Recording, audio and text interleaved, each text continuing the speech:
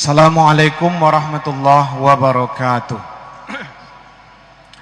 Alhamdulillahi rabbil alamin wa bihi nasta'in ala umurid dunya waddin. Asyhadu an la ilaha illallah al-malikul haqqul mubin wa asyhadu anna Muhammadar Rasulullah shadiqul wa'dil amin. Allahumma salli wa sallim wa barik ala sayyidina Muhammadin wa ala alihi wa ashabihi ajma'in, amma ba'd.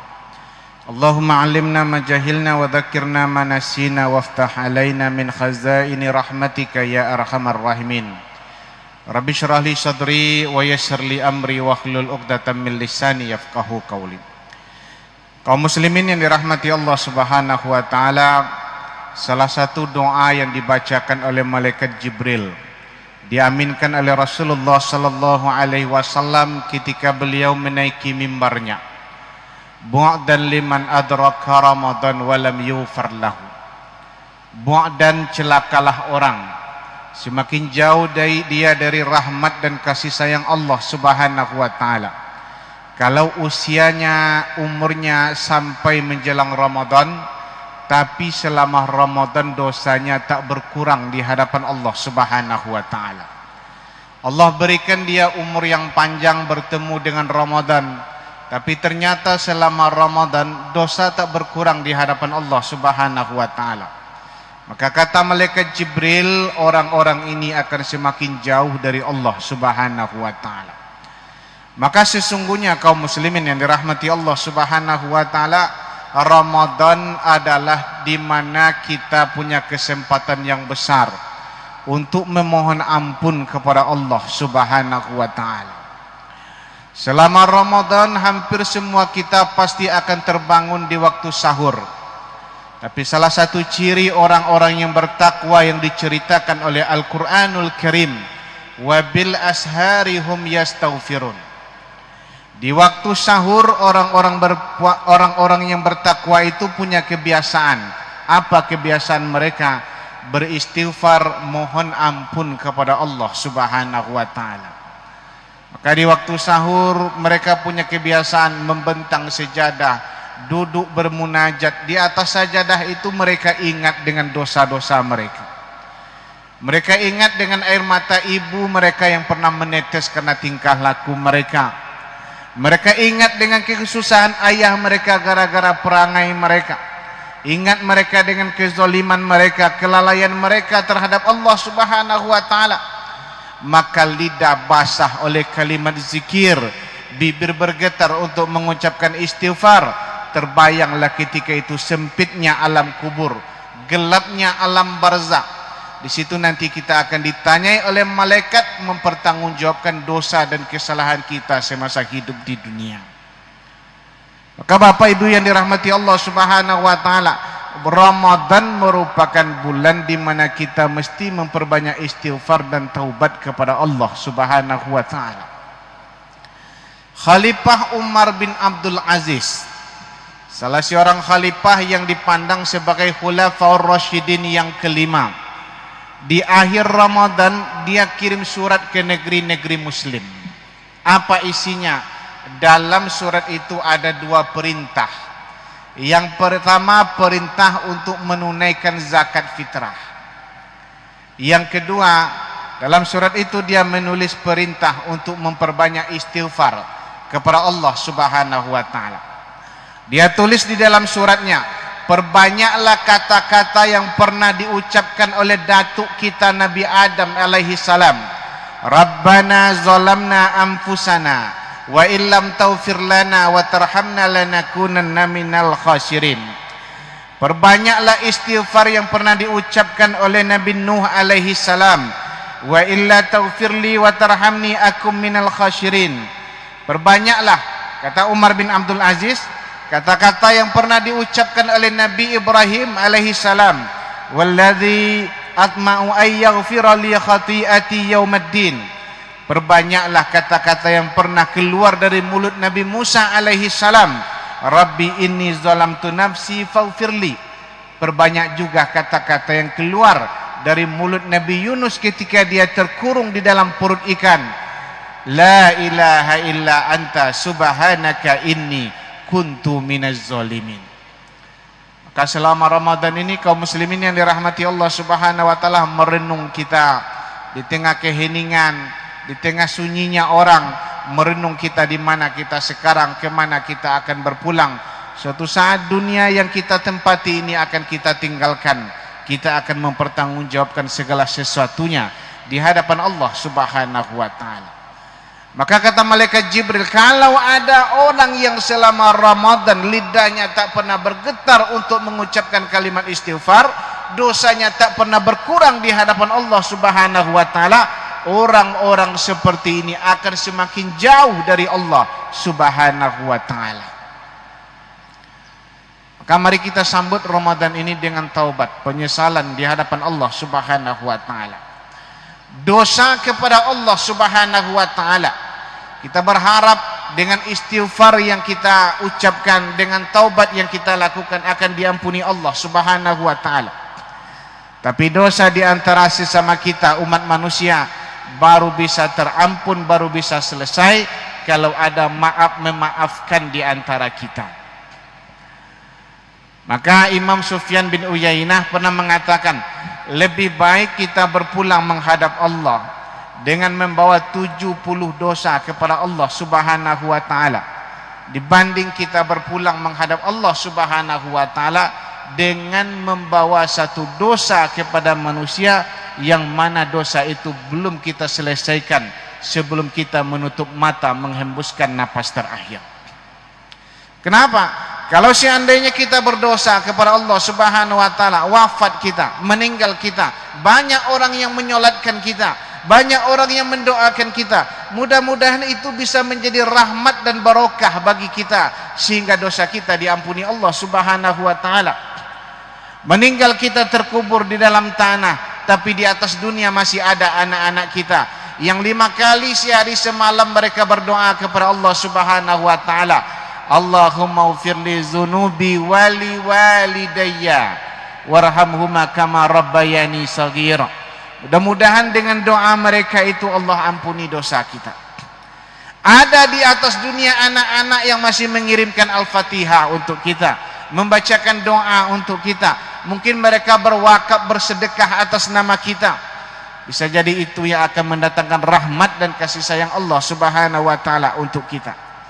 Tapi dosa kepada sesama manusia belum bisa terampuni sebelum ada maaf memaafkan di antara kita. Maka kaum muslimin yang dirahmati Allah Subhanahu wa taala ingin mendapatkan ampunan dari Allah Subhanahu wa taala, maka perbanyaklah memberikan maaf kepada orang lain. Ingin mendapatkan ampunan dosa terhadap dosa-dosa kita kepada orang lain, jalannya tak lain dan tak bukan adalah banyak meminta maaf kepada orang-orang di mana kita bersalah. Abu Dzar Al-Ghifari dengan Bilal bin Rabah pernah berselisih paham. Berdiskusi mereka, tapi diskusi itu akhirnya memuncak pada perdebatan. Dalam perdebatan itu Abu Dzar ini kan dulu mantan perampok dia di zaman jahiliyahnya. Abu Dzar adalah seorang budak berkulit hitam legam. Keluarlah kata-kata dari mulut Abu Dzar, ya Ibn Sawad, dasar anak orang hitam. Kata-kata itu menyinggung hati Bilal bin Rabah, dan cerita ini sampai ke telinga Rasulullah. Nabi marah kepada Abu Dzar, lalu berkata kepada Abu Dzar, hei Abu Dzar, ternyata dalam hatimu masih ada sisa-sisa jahiliyah. Abu Dzar sadar dengan silap dan dosanya, insaf dia dengan kesalahannya. Dia cari Bilal bin Rabah untuk minta maaf.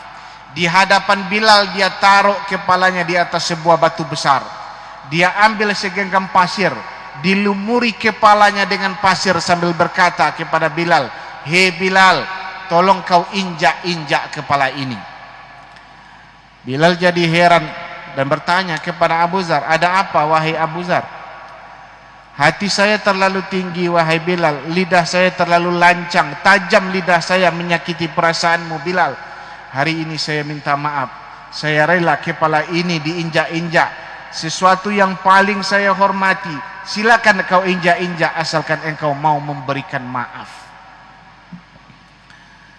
Maka Bapak Ibu yang dirahmati Allah Subhanahu wa taala, kenapa Abu Dzar begitu hebat, begitu serius dia minta maaf? Karena dia tahu bahwa salah kepada manusia mesti selesaikan di atas dunia. Kalau tak selesai di dunia, akan diselesaikan di padang mahsyar. Dan di padang mahsyar kata Rasulullah, di hari itu tak ada lagi dinar dan dirham. Kalaupun ada, tak ada guna, tak ada harga dinar dan dirham. Dengan cara apa kita selesaikan persoalan kita di antara sesama manusia? Amal ibadah yang pernah kita lakukan semasa hidup di dunia, itulah yang kita bawa menghadap Allah. Dengan cara itulah nanti kita akan menyelesaikan persoalan kita di antara sesama manusia. Maka Nabi pernah bertanya kepada para sahabat, atadruna manil muflis? Tahukah kalian siapa orang yang bangkrut?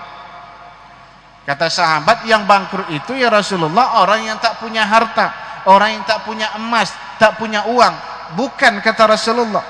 Orang yang bangkrut adalah orang yang selama di atas dunia banyak melakukan amal kebaikan. Pahala yang dia bawa banyak ketika menghadap Allah. Tapi sampai nanti di akhirat, ternyata dia pernah bersalah kepada si A, diambil salatnya, ibadahnya, pahalanya diberikan kepada si A. Pahala puasanya diberikan kepada si B. Pahala zakatnya diberikan kepada si C. Habis semua amal ibadahnya. Karena terlalu banyak kesalahan dia kepada manusia, dan itu belum selesai semasa hidup di dunia. Maka Imam Hasan Al-Basri suatu hari pernah mengadulah murid beliau kepada beliau. Kata muridnya, wahai Imam, si A menceritakan aib kesalahan engkau wahai Imam, menjelek-jelekkan engkau wahai Imam. Kata Imam Hasan Al-Basri, sampaikan ucapan terima kasih saya kepadanya. Bawa roti ini, serahkan kepada dia. Ini wujud rasa terima kasih saya kepadanya, sekaligus sampaikan permohonan maaf saya kepada dia. Muridnya heran, kok bisa begini wahai Imam? Dia menjelek-jelekkan engkau. Kenapa engkau memberikan dia roti, mengucapkan terima kasih, bahkan engkau pula yang mohon maaf kepada dia? Kata Imam Hasan Al-Basri, dia baru saja bersedekah pahala kepada saya. Mungkin amal ibadah saya tak banyak, tapi alhamdulillah dia mau berbesar hati memberikan sebagian pahalanya kepada saya. Maka saya berterima kasih.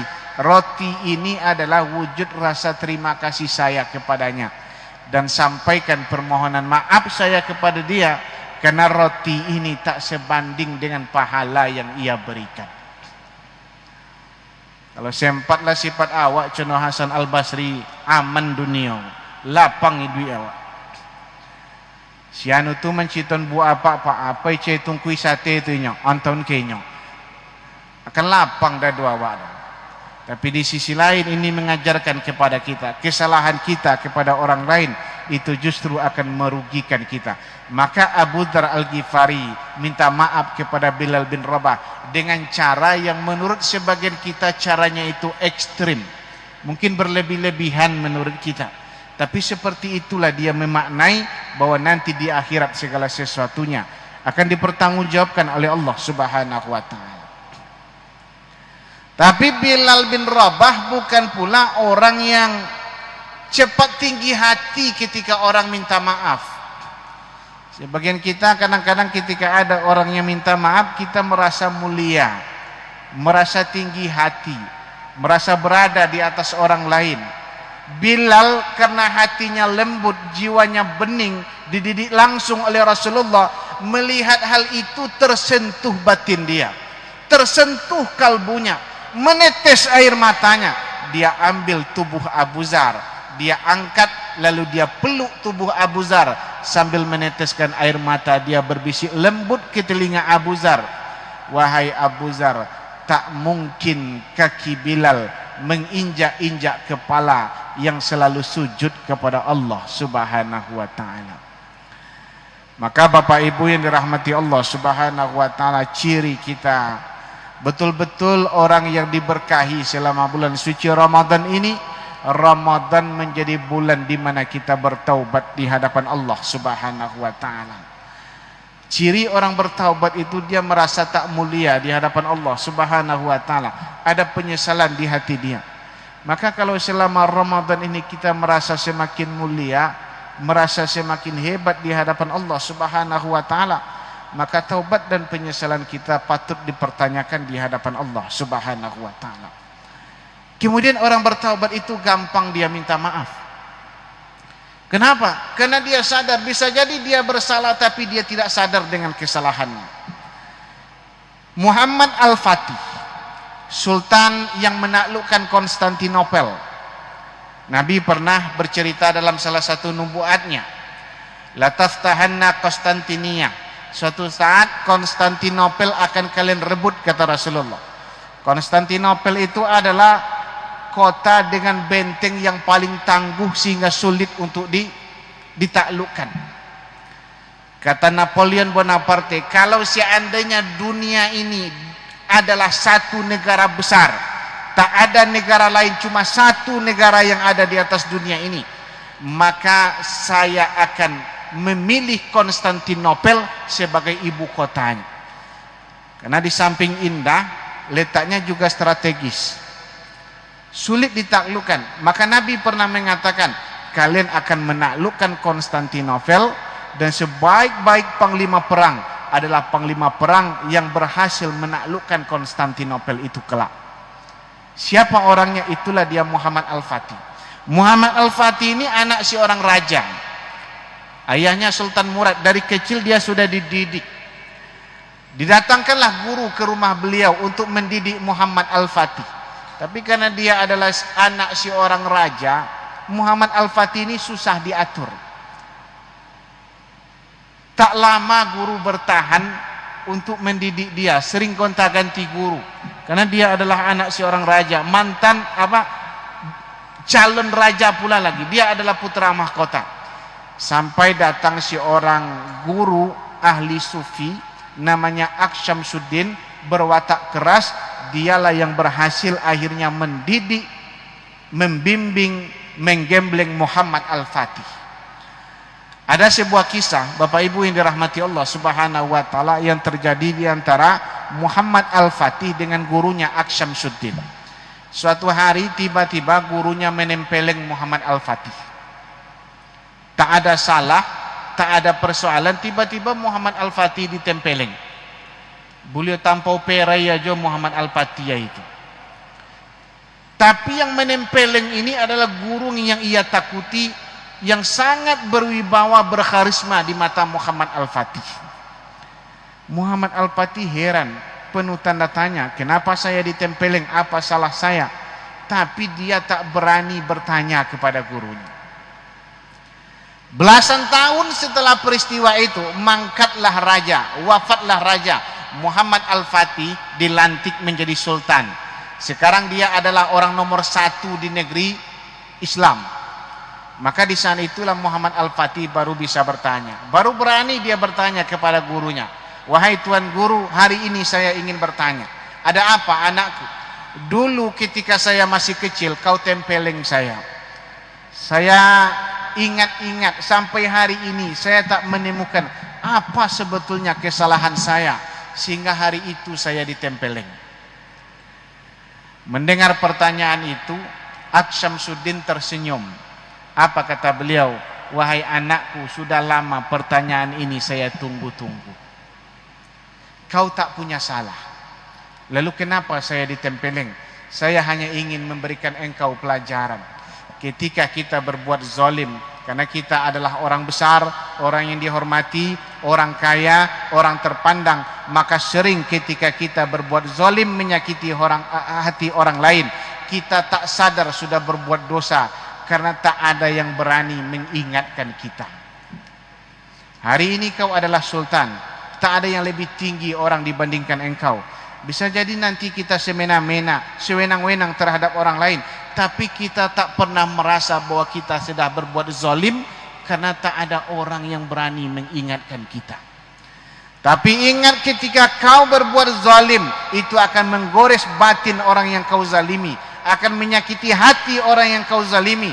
Dia jiwanya akan menjerit, air matanya mungkin menetes, dan jeritannya itu akan didengar oleh Allah Subhanahu wa taala. Maka Bapak Ibu ini rahmati Allah Subhanahu wa taala, bisa jadi kita sering berbuat zalim tapi kita tidak sadar. Kenapa? Karena kita adalah orang kaya. Kita adalah orang terpandang, kita punya jabatan. Bisa jadi bawahan kita pernah menjerit karena tindak tanduk kita. Tetangga kita pernah terluka karena perbuatan kita. Tapi mereka tak pernah berani bersuara. Kenapa? Karena mereka memandang kita sebagai orang yang terpandang. Maka kaum muslimin yang dirahmati Allah Subhanahu wa taala, orang yang sudah bertaubat itu ringan hatinya untuk meminta maaf kepada sesama, walaupun mungkin dia tidak ingat apa dosa dan kesalahan dia kepada orang lain.